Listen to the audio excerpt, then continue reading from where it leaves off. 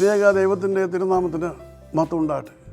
കർത്താവിൽ പ്രിയ സഹോദരങ്ങളെ, word to world ടെലിവിഷൻ്റെ ആഭിമുഖ്യത്തിൽ നടത്തപ്പെടുന്ന ബൈബിൾ ക്രൗൺ പ്രതിദിന പ്രശ്നോത്തരിയിലേക്ക് നിങ്ങളെല്ലാവരെയും കർത്തൃനാമത്തിൽ സ്വാഗതം ചെയ്യുന്നു.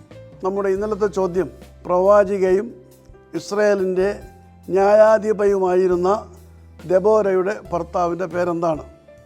ഉത്തരം ലപ്പീദോത്ത്. ന്യായാധിപന്മാരുടെ പുസ്തകം 4-ാം അധ്യായം 4-ാം വാക്യത്തിൽ അത് കാണുവാൻ കഴിയും. ഇന്നലത്തെ വിജയി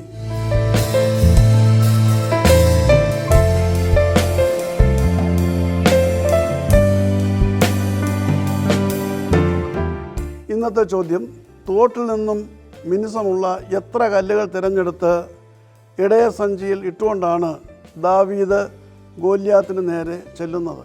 ചോദ്യം ആവർത്തിക്കുന്നു. തോട്ടിൽ നിന്നും മിനുസമുള്ള എത്ര കല്ലുകൾ തിരഞ്ഞെടുത്ത് ഇടയസഞ്ചിയിൽ ഇട്ടുകൊണ്ടാണ് ദാവീദ് ഗോല്യാത്തിന് നേരെ ചെല്ലുന്നത്?